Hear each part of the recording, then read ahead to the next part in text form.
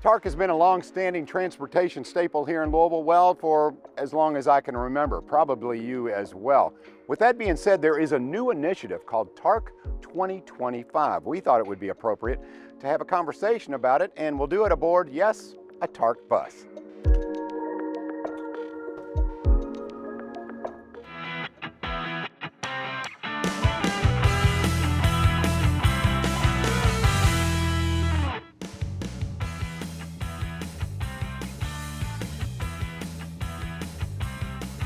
The executive director of TARC could teach a tutorial on Metro government because he's done just about everything. After a long career with LMPD, he's been with the health department, he's been with animal services, he's been with Metro Parks.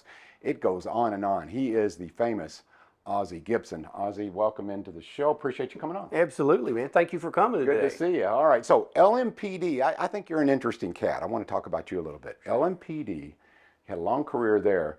You must have an interesting skill set because you didn't just retire, you were needed in a lot of different areas. Talk about your career. Yeah, so what is my skill set? Number one, I say what I mean what I say. I try to be a problem solver, not a problem maker. That helps you survive. And I get right to the point. Wherever I go, I've been at obviously numerous Metro government agencies, and I ask a lot of questions, you know. You'll see that a lot of places, they collect a lot of data, but I don't know if they know what to do with it. So I will always ask, why do you collect that data? What prompted you to do it? And what are you doing with it if you don't like it? There we go. And that usually starts a very good, long conversation. Interesting. So I could see where those attributes would really be beneficial for a police officer. And it helped you. You're talking about being straight to the point, problem solver. So all of that works very well. After you, retired from the LMPD, I guess that's the word to use here, what was your first move? Well, my first move was actually to have somebody write me a good resume. You know, I retired from LMPD. I was only 50 years old. Financially, it is what it is because I was a Tier 1 pension person. And what I found out is that they don't write you resumes like that. They want you to tell them what job do you want to go do. And then they tailor your resume. They'll put everything you've done towards that. Well, I didn't know what I wanted to do. What I figured out after about a month was I want measurable success. You know, a lot of times in policing, you don't get that. You see somebody most likely run after run, and it's the worst thing that ever happened to them in their life maybe. Whether you get a speeding ticket, whether somebody's broken your home, whether you've been assaulted, or something worse, you see people like it all day, and you don't get a lot of job satisfaction always, or you can't measure it. So I decided whatever I did next, I got to be able to see my work. I want to walk out the door, go home at the end of the day and realize, man, I accomplished something. I don't care if I'm digging ditches. I dug the ditch, I got something accomplished. So that's kind of what led me down it. So then I was retired about 4 months, and I got a call back on a Tuesday from who was Doug Hamilton, the Chief of Public Services, and he said, would you want to come back and work for Metro government? I said, sure, but probably not the police department. I need to let that run out of my system. And then I get a call the next morning by the deputy mayor wanting to know, I know you talked to Doug yesterday, would you be interested in taking over the animal shelter? And at that time, you know, there had been a lot of issues there that plagued that place, and a lot of it was to do with the poor facility they were in, but I knew right then I could know my measurable success. And I would know every day how many we didn't save, and I would dig to see how we saved more pets. So I took that job and did that for about 3 years before I got changed again. Interesting, Ozzie, because a lot of times when you see people jump from job to job, it's because, well, things just didn't work out. It seems to me that you, as you said, you're a problem solver, so you make a situation better. So therefore, you've had a lot of different jobs because of that skill set, because you're a problem solver. For instance, you mentioned, first of all, animal services. You went to the health department, parks. So talk about some of the challenges you've had and what made you the right man for the job. Well, the right man for the job is I'm not a quitter. And if I work for you, I do what you ask me to do. And I believe, I'm old school, I believe that if you pay me, I need to earn my paycheck. All right, so you can go into any organization and usually see what is not working well. And then you just got to dig and keep probing and ask people, you know, what do we got to do to be better? You know, you have to challenge, and my role is, I think, a good leader. I don't have all the answers. And I'm a firm believer that the more people you have in a room that are willing to start discussing a problem and talk about outcomes of how can we get there, that we're going to be a better organization. And then you got to hold people accountable. Whatever you solve in that meeting, you can't let it go that day and everybody forget it. You got to recheck and retool and double check so you get to that point in time where you've made a change. Okay, so as executive director for TARC, it's pretty well documented and publicized. There are some financial challenges here with TARC. Yes. So let's talk a little bit about TARC 2025.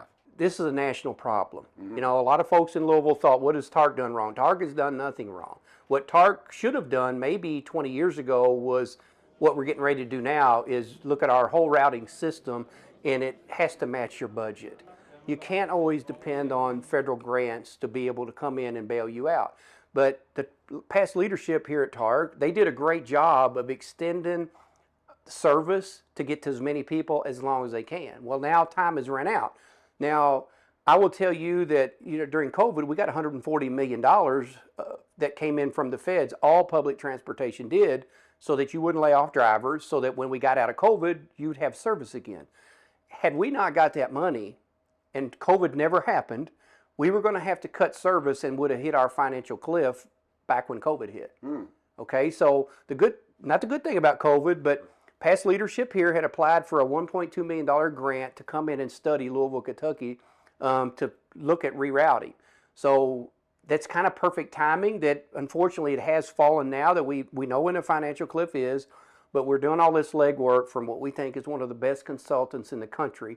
When you look at their resume of all the big cities they've been at, to come in and say, look, Louisville, and they're going to do three things basically. They're going to give you some concepts here. One of them will be based on your ridership. And it'll say, look, if this is all you all can afford in your community, this is where you need to go. And it's based on where we know people ride. That right there will be a 40 or 50% reduction in service. That's not good. Then they'll come up with another concept. It's what they call a coverage map, meaning we will go many, many places in Jefferson County, but just not very often. That's not very good for a person that rides a TARC bus either. And the third one will be a growth plan based on, hey, this is your traffic patterns. This is where people are migrating to. This is where people want to come and go. And it will be a premium plan, but it will have a price tag to it. Now, what we've also added in these plans is how can we help JCPS more? How can we be more of a reliable partner to help get kids to and from school? So we're going to try to be partnering with them in the upcoming months to get some data on, where are they having problems always filling routes? And how could we work better to make sure that we have a TARC stop close to those schools? So, some good stuff going forward. We just got to endure some pain right now, and it just is what it is. I think we're ahead of the game. As I mentioned, national problem. Washington, D.C., I saw a report, it listed all your top cities. $750 million in climbing is Washington, D.C.'s financial cliff. Whoa.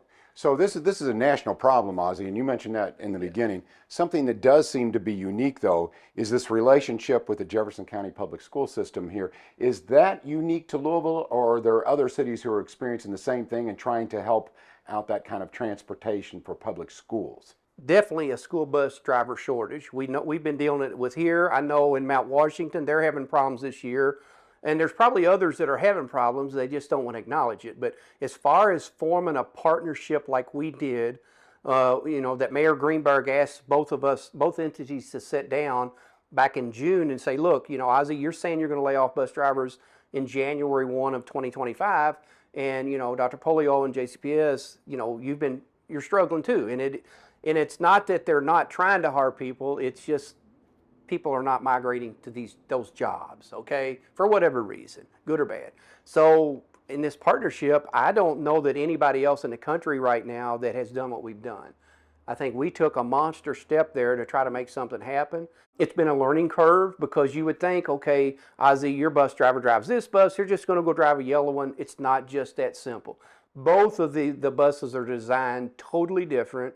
And, there's state regulations and federal regulations that you have to pass certain tests to drive either bus. So, been a learning curve for some of our people going over there. We were really hoping to have 60 drivers ready to go by the fall, and some schools will pull back. And we're finding now that we're still testing over the next couple of weeks, but we're not giving up. I like the concept here, and I think it's another example of Mayor Greenberg and you, Ozzie Gibson, of saying, look, let's be innovative. Let's do something totally different, much like the mayor's plan on economic development. the LEDA plan, the Louisville Economic Development Alliance, involves the private sector and input from people who usually are not involved in government decisions. You're much the same way. You want feedback from the community. You want people to have a stake in the game and say, what works for you? So how can the community, people who are watching now, get involved? Absolutely. So that's our TARC 2025 that we kind of talked about previously here. And there again, we're asking people, we want feedback. My number one goal here that I've told everybody is I don't want anybody surprised of what we're getting ready to do. I've been on numerous TV channels. I know over the past 30 days and the next 30, we're going around to 100 different locations to talk to people about this. You can go to our webpage right now and click on a link, and it specifically talks about everything about TARC 2025. We've got a QR code that we're going to be able to give you all. That's the easiest way to do it. But we want to hear from citizens. We want to know what you want, what you expect from TARC. Because once they get all this data, they'll go back and tweak those maps we talked about and then they're going to present that to our board. And they're going to tell the board, look, here's all the feedback we've heard, and we've adjusted the maps, and now you guys got to whittle this down to 2 maps. One will be the premium, and another one will be, do you want to go with the ridership, the coverage, or do you want a hybrid? Do you want to split the difference there? I see. And then at that point, those maps will go public again. We'll come back out, do some community engagement, saying, look, we've whittled this down. And then in early spring, we will have them finalized. And then at that point, what I've said all along is I will give our powers that be in our community that can help us those 2 maps and basically say which one you want to afford. Interesting. You see, we're circling back to Ozzie Gibson, the problem solver, which I like here. So let's talk a little bit about the fact that you said, okay, 20 years ago, Louisville was already changing. Things like Nulu didn't exist, and you don't know which communities are going to thrive and which ones are going to perhaps get smaller. So with that being said, this sounds like something that needed to be done, is being done. So I'm curious, you've been involved in a lot of departments. We talked about that. Are you optimistic or pessimistic moving forward? Well, that's a good question. I am optimistic that TARC will survive. There will be a TARC. Now, how big we are, that's going to be the multi-million-dollar question. Because what you learn is in this transportation business of how people move, if you could design a city from day one, it'd be easy. Okay, but it don't work that way. Cities, how old is Louisville? Okay, so Louisville started downtown. And well, that was easy to get people there. But now, as you look, a lot of the areas way out around the Gene Snyder, there's more apartment complexes, there's housing, and there's large companies out there now. If you look, you got Ford, you got GE, you got UPS.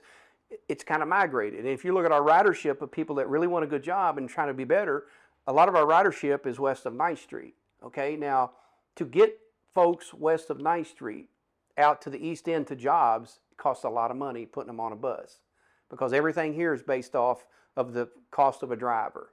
These big buses, they are what they are. There's some electric, they're diesel. Whether I have a big bus or a small bus, I don't save money by putting a small bus out. A lot of people says, Ozzie, go to smaller buses. Well, get a van or something. Well, This bus right here we're standing on, it is made to go 550,000 miles for its lifespan. Now, we're not going to get a smaller van. You'll have to buy 5 of those by the time you fix and drive one of these. These things are highly sensitive. There's all kinds of sensors on that motor. If something's not right, it beeps, you pull it over, you fix it so it lasts. And we've got buses that go longer than that. So that answer, a lot of people always ask it, but why do I see big buses with 3 people on? Because we don't know who's going to be at a stop every day. If I pull up to a stop and there's only 3 people there and there's only 3 people every day, absolutely, maybe we go to a smaller van, but we never know. We may pull up to a stop one day and there's 20 people there. Now, if you had a small van, now you got to call back, have another truck come out. Now I've doubled my cost. There we go. We don't want to do that. See, I'm glad this man's in charge. Ozzie Gibson, who is the executive director of TARC. So, Ozzie, last question for you. Here we go. I feel, after talking to you, very optimistic about TARC. I certainly feel much better about the direction of TARC. With that being said, what's the next move for you? To see this through. I'm committed here until the mayor says, Ozzie, thank you, or I say thank you, and I retire again. So we're going to keep on driving, keep on working. There's going to be days we succeed, days we don't, but everybody gets a new chance the next morning, and that's what we do. Well, Ozzie, I'm not the mayor, but I thank you. I appreciate you. Appreciate your time. Stop by today, buddy. Ozzie Gibson, once again, Ozzie is the executive director of TARC, and now you have all the information about TARC 2025. We encourage you to go to the website and participate. Get involved.